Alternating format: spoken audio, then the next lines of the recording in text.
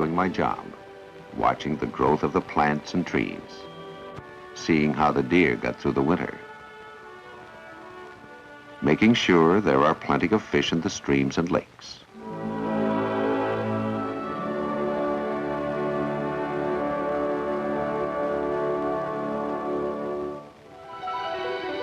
A forest ranger learns how to watch closely and sees many things. But there is one little creature I rarely catch sight of, a water-loving mammal called the otter.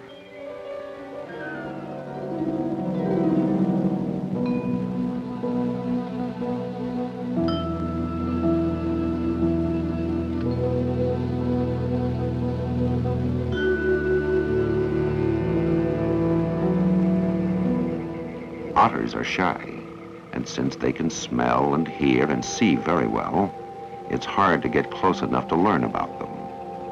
They're as at home in water as on land, and quickly dive out of sight if they think someone's near.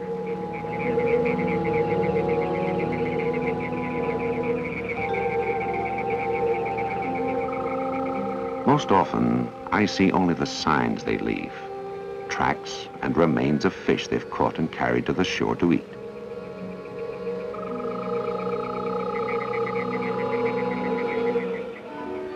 One day last summer, I finally got a chance to learn about this funny little animal. My neighbor's son, Mark, had come to get the puppy I'd promised to give him, but he also had a surprise for me.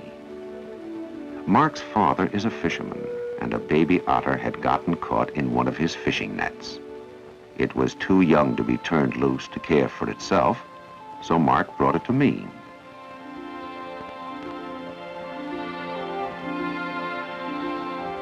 I was happy with the trade. By raising the otter, I'd finally get to watch one at close range.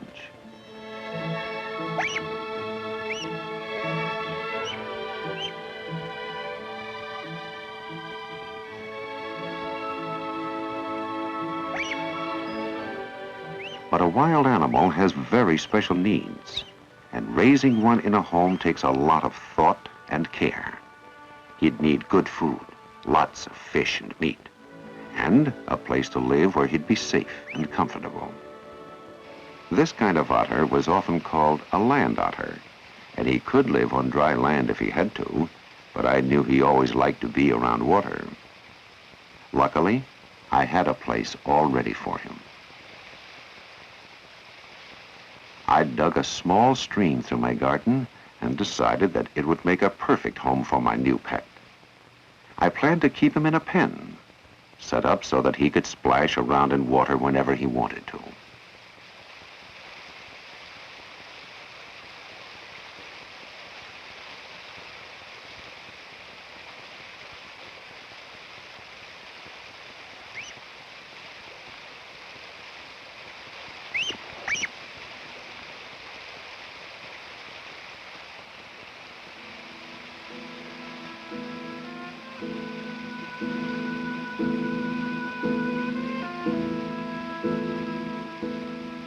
The baby otter hadn't been in his new home very long before he taught me something I did not know. Otters like company. Alone in his pen, he was miserable.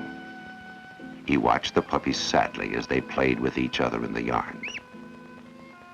If he were still wild, he would have been running and swimming with his own brothers and sisters.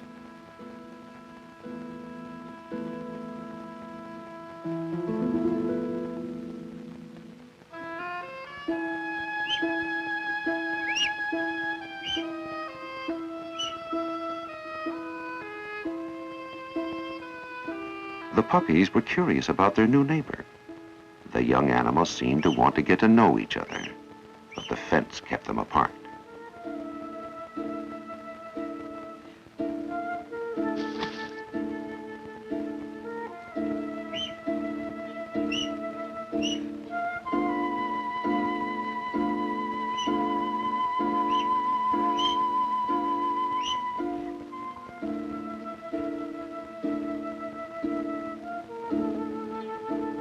I wasn't sure the otter would get along with the pups, but I decided to take a chance.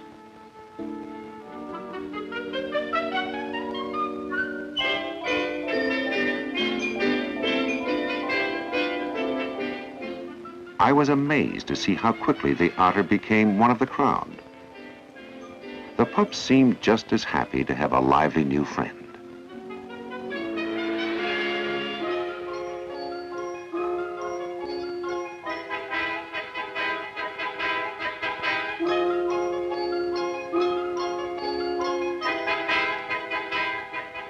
He could still splash around in the stream that ran through the yard, but he was usually more interested in his new playmates.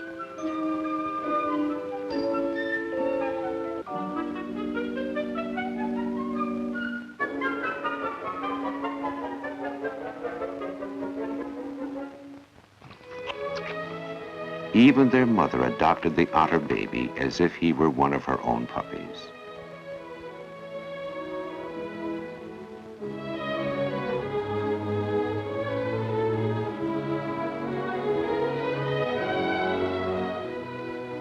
I was beginning to wonder if the cub was going to forget that he was an otter.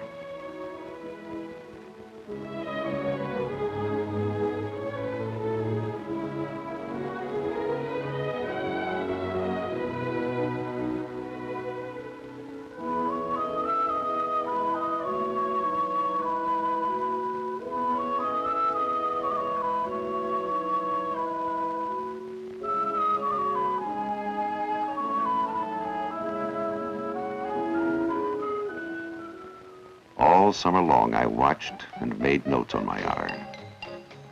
The alert, quick little animal was always exploring and learning.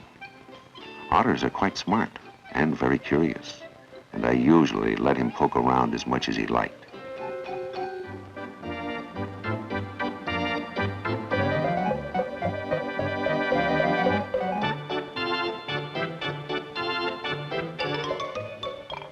Sometimes his curiosity got him into trouble.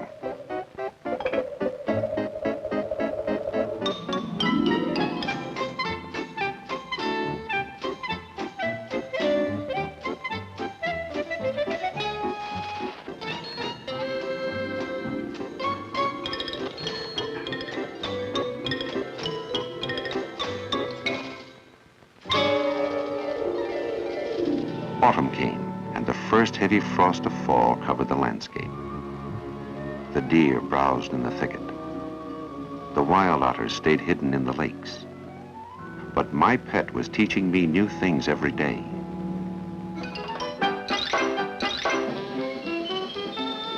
He was now almost an adult.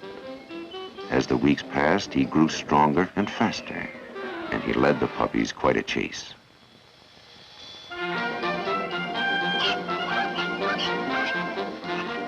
Even with his stubby legs, he could outrun a man or a dog, humping his back like an inchworm as he dashed along the ground.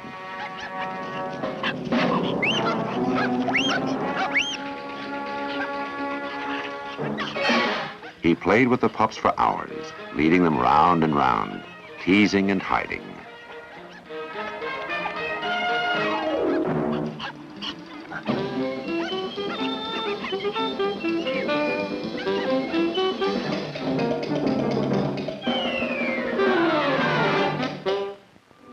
All this time, though, my otter hadn't paid much attention to the water. It was a brightly colored ball that first led him into the small pool I'd built for him.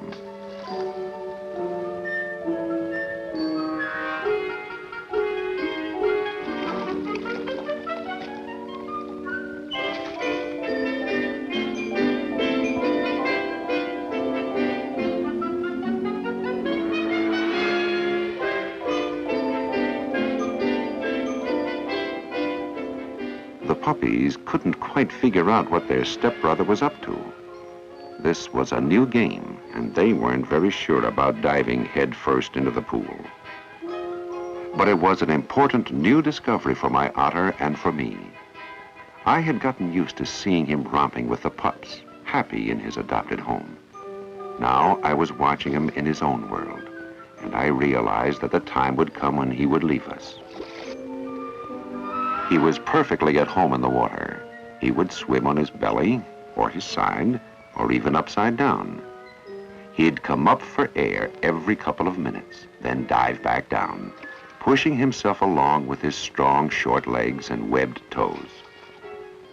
The otter's long tail makes a good rudder, and he can twist and glide underwater even faster than most fish.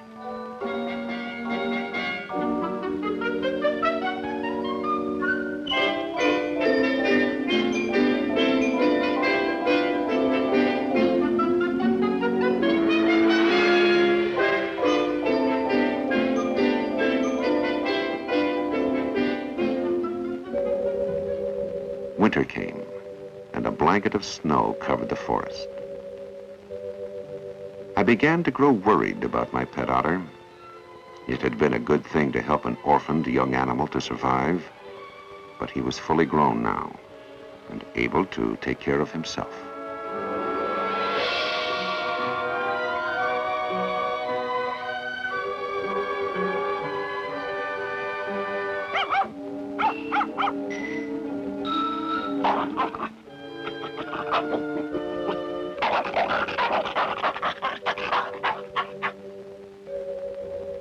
As a cub, he had made a playful, friendly addition to the small group of animals around my house. But as an adult, he began to act more like an otter and less like one of the puppies.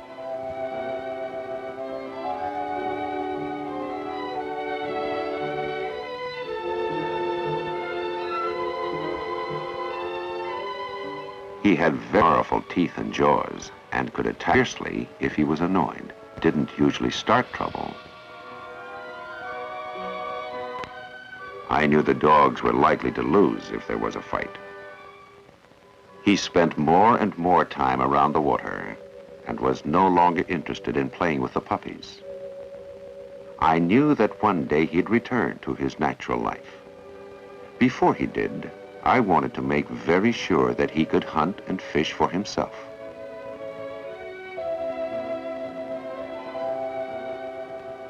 I built a ladder for him, and he spent most of his time in the icy water, which was as much home for him as the forest is for other animals.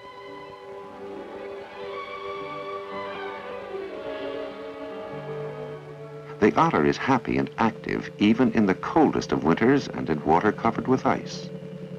While other animals hibernate through the winter, an otter's thick fur and busy nature keep him warm. My otter sharpened his swimming skill until not even the fastest fish could escape him.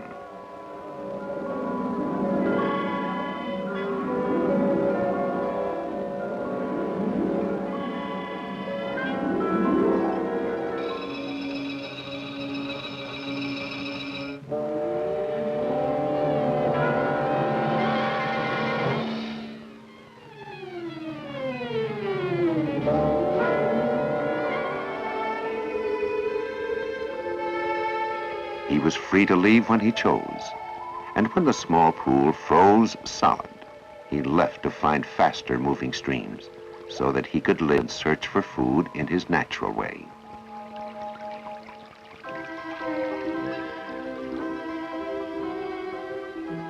In the cold springs of the highlands, he swam and played all winter.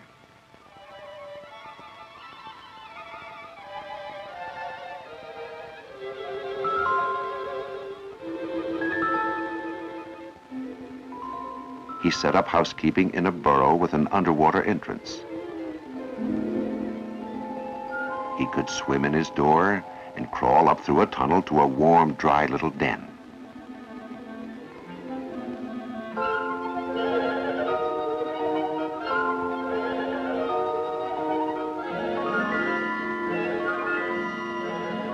When spring came and the snow and ice had melted, my old pet returned. But now he was a wild animal.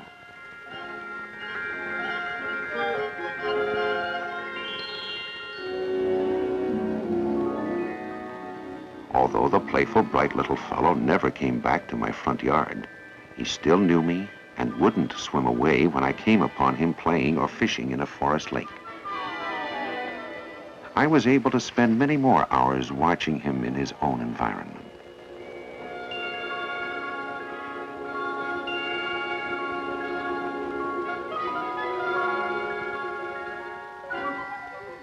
I've been lucky to get to know one pet otter well. Once, there were thousands of these little animals in the streams and lakes, but they become fewer in number every year. Whenever a stream or lake becomes polluted, the fish die, and then the otters can't live either. They need fish to eat and clean water to swim in. For a short time, a baby otter made my home a nicer place. So I hope someday we'll learn to keep his watery home a clean and healthy place for him to live.